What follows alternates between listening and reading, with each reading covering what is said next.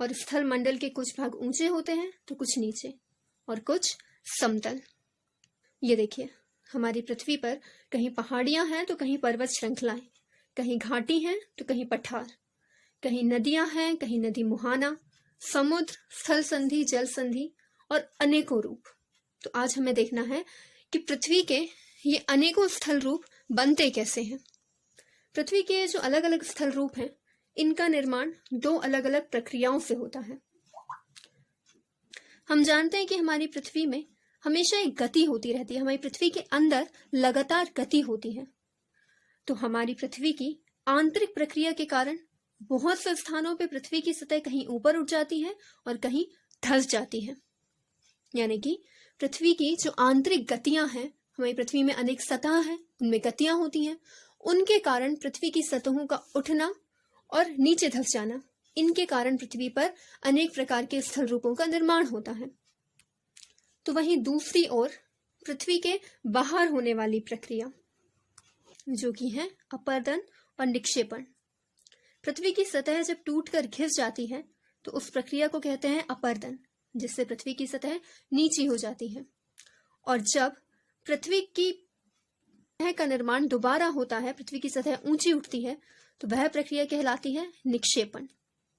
इसे सरल शब्दों में समझते हैं कि जल और वायु अपने साथ मिट्टी के कणों को बहा कर ले जाते हैं, तो इनका जो बहाना जिससे पृथ्वी की सतह कम होती है, अपर्दित होती है, उसे कहते हैं अपर्दन यानी कि इरोजन।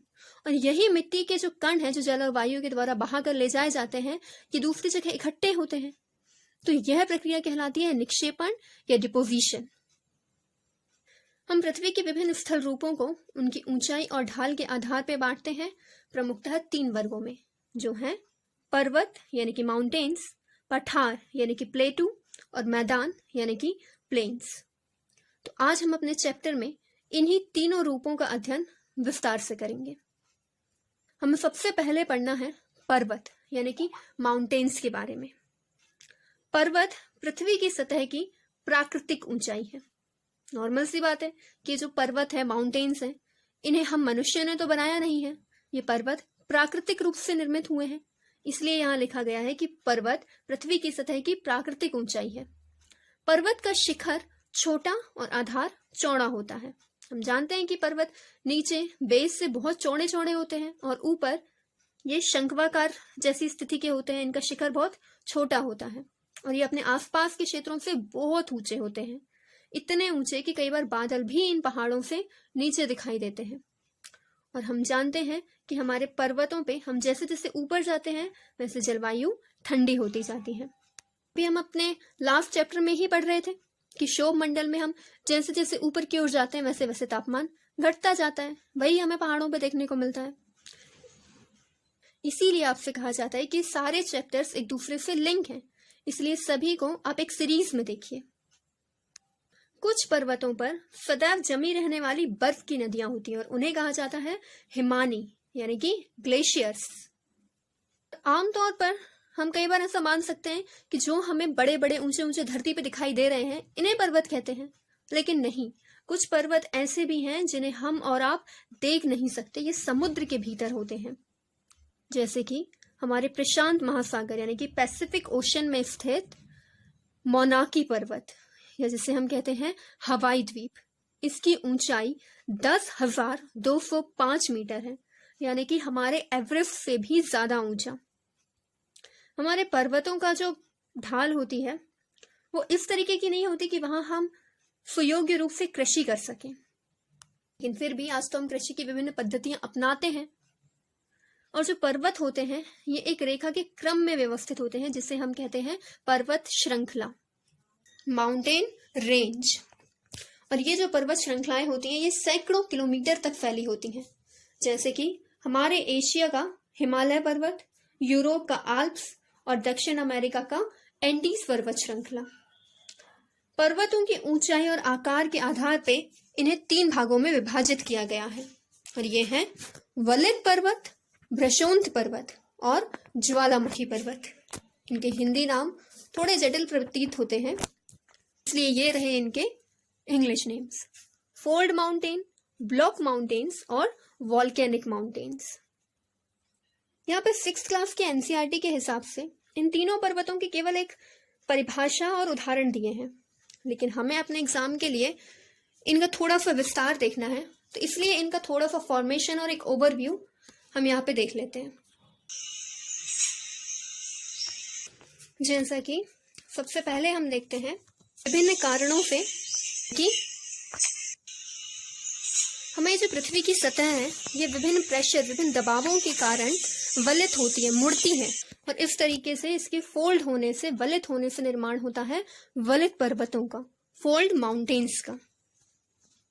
यहाँ पे एग्जाम्पल भी है, हमारा हिमालय और आल्प्स वलित पर्वत है। इसके अलावा हमारी जो अरावली श्रृंखला है ये विश्व की सबसे पुरानी वलित पर्वत श्रृंखला है, यानी कि फोल्ड माउंटेन रेंज है। अपर्दन की प्रक्रिया के कारण ये जो अरावली पर्वत श्रृंखला है ये ऊपर से घिस गई है। हमने अभी देखा कि अपर्दन की प्रक्रिया क्या थी।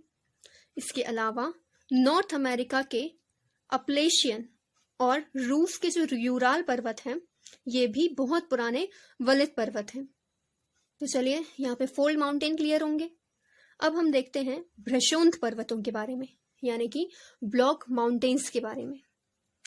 जब एक बहुत बड़ा भाग टूट जाता है और ऊर्ध्वाधर रूप से यानी कि वर्टिकली विस्थापित हो जाता है, तब निर्मित होते हैं भ्रशोंत पर्वत यानी कि ब्लॉक माउंटेन्स। भ्रशोंत पर्वत यानी कि ब्लॉक माउंटेन्स का जो ऊपर उठा हुआ भाग होता है उसे कहते हैं उत्खंड भ्रंश यानी कि हार्स्ट, और जो नीचे दबा हुआ भाग होता है उसे कहते हैं द्रोणिका भ्रंश यानी कि ग्राबेन। तो फॉर्मेशन ऑफ ब्लॉक माउंटेन भी हम ग्राफिक्स से देख लेते हैं। ये देखिए, ये हमारी पृथ्वी की सतह पर कई बार कई कारणों से दरारें होती हैं। इसका कुछ भाग नीचे की ओर धंस जाता है और बाकी भाग ऊपर रहता है, और इनसे निर्मित होते हैं भ्रशोंत पर्वत यानी कि ब्लॉक माउंटेन्स। तो चलिए भ्रशोंत पर्वत यानी कि ब्लॉक माउंटेन्स के कुछ एग्जाम्पल देख लेते हैं। तो यूरोप की राइन घाटी और वॉस्जेस पर्वत इस तरह की पर्वत श्रृंखला के उदाहरण हैं। फोल्ड माउंटेन यानी कि वलित पर्वत और भ्रशोंत पर्वत यानी कि ब्लॉक माउंटेन के बाद आते हैं ज्वालामुखी पर्वत, वॉल्केनिक माउंटेन। जैसे कि नाम से ही स्पष्ट है कि ये ज्वालामुखी पर्वत भी ज्वालामुखी की क्रियाओं के कारण ही बनते हैं। हम जानते हैं कि ज्वालामुखी फटते हैं और उनके अंदर से निकलता है लावा, और कई वर्षों में लावा ठंडा होता है और इसकी परतों से बनते हैं ज्वालामुखी पर्वत। अफ्रीका का माउंट किलिमंजारो, जापान का फ्यूजियामा वॉल्केनिक माउंटेन के ही एग्जाम्पल हैं। यहाँ पे हमने तीनों प्रकार के पर्वत और उनकी निर्माण प्रक्रिया को देखा। पर्वत हमारे लिए बहुत लाभदायक है क्योंकि हम जानते हैं कि ये जल का, पानी का संग्रह करते हैं। बहुत सी नदियों का स्रोत पर्वतों से और उनमें स्थित हिमानियों यानी कि ग्लेशियर से निकलता है। जलाशयों के जल को लोगों तक पहुंचाया जाता है, और हम जानते हैं कि इस जल का उपयोग हम सिंचाई और पन बिजली यानी कि बिजली बनाने में करते हैं। और इसके अलावा पानी का उपयोग किन किन चीजों में होता है ये शायद बताने की जरूरत नहीं है। इसके अलावा पर्वतों में अनेक प्रकार की वनस्पतियां और वन्यजीव भी पाए जाते हैं, जैसे कि ईंधन, चारा, आश्रय और दूसरे उत्पाद जैसे गोंद, रेजिन आदि। इसके अलावा सैलानियों यानी टूरिस्ट के लिए पर्वतीय स्थल उपयुक्त स्थान है।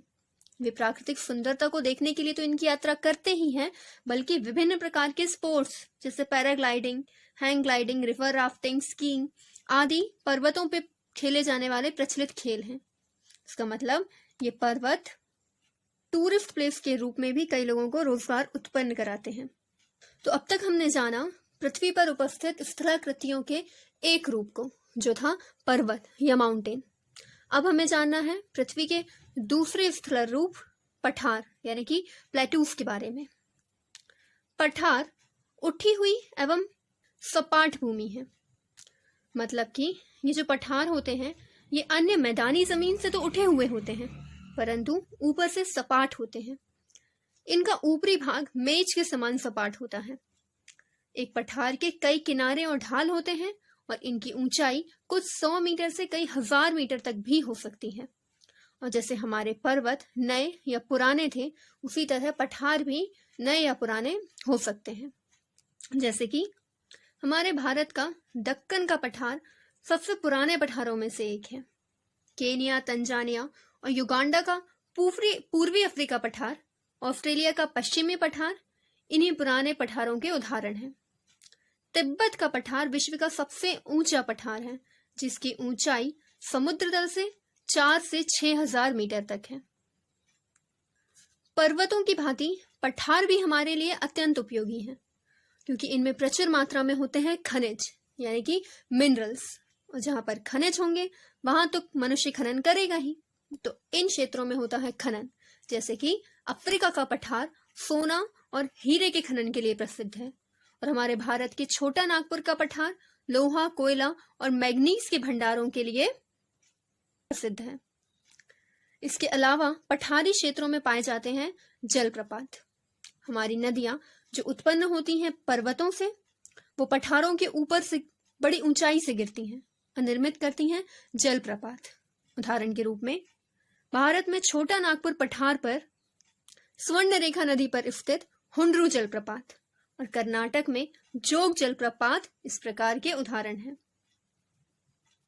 और इसी तरह ये पठार भी रमणीय स्थल होते हैं और पर्यटकों यानी कि टूरिस्ट को आकर्षित करते हैं। अगला स्थल रूप है मैदान। मैदान समतल भूमि का एक बहुत बड़ा भाग होता है और समुद्र तल से ये केवल 200 मीटर, लगभग 200 मीटर से ज्यादा ऊंचा नहीं होता। कुछ मैदान काफी समतल होते हैं और ये उर्मिल या तरंगित भी हो सकते हैं। अधिकांश मैदान नदियों और उनकी सहायक नदियों के द्वारा बनाए जाते हैं। हम जानते हैं कि जो नदियां हैं वो पर्वतों से बहती हैं और बहते हुए ये अपने साथ मिट्टी के कणों को अपर्दित करती हैं, और ये मिट्टी और बालू के कण ये नीचे घाटियों में ले जाके निक्षेपित करती हैं और निर्मित करती हैं समतल मैदानों को। ये मैदान क्योंकि नदियों पर लाए गए ये जो मिट्टी है उससे परिपूर्ण होते हैं, इसलिए ये होते हैं अधिक मात्रा में उपजाऊ। और इसके अलावा अन्य पर्वतों के क्षेत्रों की अपेक्षा में यहाँ पे परिवहन के साधनों का निर्माण करना अत्यंत आसान होता है, और इसीलिए यहाँ पे कृषि करना आसान है, यहाँ पे परिवहन के साधन आसान है, यहाँ पे जीवन जीना, घर बनाना आसान है। इसीलिए मैदानों में विश्व के सभी सबसे अधिक जनसंख्या वाले भाग होते हैं। कि भारत में हमारे गंगा और ब्रह्मपुत्र के मैदान और चीन में यांगत्से नदी के मैदानों के प्रमुख उदाहरण हैं। ये मैदान मनुष्यों के रहने के लिए सबसे अधिक उपयोगी है, इसलिए भारत में गंगा का मैदान देश में सबसे अधिक जनसंख्या वाला क्षेत्र है। अब अपने चैप्टर में पृथ्वी के तीनों मुख्य स्थल रूप पर्वत, पठार और मैदान को जानने के बाद हमें देखना है स्थल रूप और लोगों के बारे में, यानी कि लैंडफॉर्म और उसमें लोगों के द्वारा जीवन यापन के तरीकों के बारे में। हम जानते हैं और हमने अभी देखा भी कि हमारी पृथ्वी पर स्थल रूपों में बहुत अधिक विभिन्नता है। कहीं पे पर्वत है तो कहीं पे पठार और कहीं मैदान। पर्वतों की अपेक्षा मैदानों में जीवन यापन आसान है, इसीलिए अधिक से अधिक लोग मैदानों में रहते हैं। परंतु कई बार प्राकृतिक आपदाएं स्थलीय जीवन को प्रभावित करती हैं, जैसे कि भूकंप या ज्वालामुखी उद्गार, तूफान या बाढ़ और कई आदि प्राकृतिक आपदाएं। हम इन प्राकृतिक आपदाओं को समाप्त नहीं कर सकते, हाँ, पर इनकी जागरूकता पैदा करके और कुछ हद तक इनका पूर्वानुमान लगा के इनसे होने वाले खतरे को जरूर कम कर सकते हैं। चलिए, यहाँ पर बात हुई है आपदा की, तो अभी हाल ही में हमारी उड़ीसा के तट पर भी एक तूफान आया था और हमारे भारत के लोगों ने, हमारे भारत की आपदा प्रबंधन टीम ने अपने प्रयासों के द्वारा उसके खतरों को कम से कम करने का प्रयास किया। तो उस तूफान का नाम आप लोग कमेंट बॉक्स में लिख के बताइएगा। हम स्थल और जल का प्रयोग अन्य तरीकों से कर सकते हैं, परंतु जब हम स्थल और जल का प्रयोग करते हैं तो हम यहाँ पर भी कई बार बेवकूफी दिखाते हैं। उपजाऊ भूमि पर तो हम मकान बनाते हैं और जो बंजर जमीन है वहां पर कृषि करने का प्रयास करते हैं। हमारे बड़े बड़े जलाशय और हमारी नदियों को हम प्रदूषित करते हैं और प्रकृति के इस महत्वपूर्ण वरदान को हम अपमानित करते हैं। अतः ये हमारा कर्तव्य है कि हम आने वाली पीढ़ियों के लिए पृथ्वी को सुरक्षित रखें। यहाँ साइट के बॉक्स में बताया गया है स्वच्छ भारत मिशन के बारे में।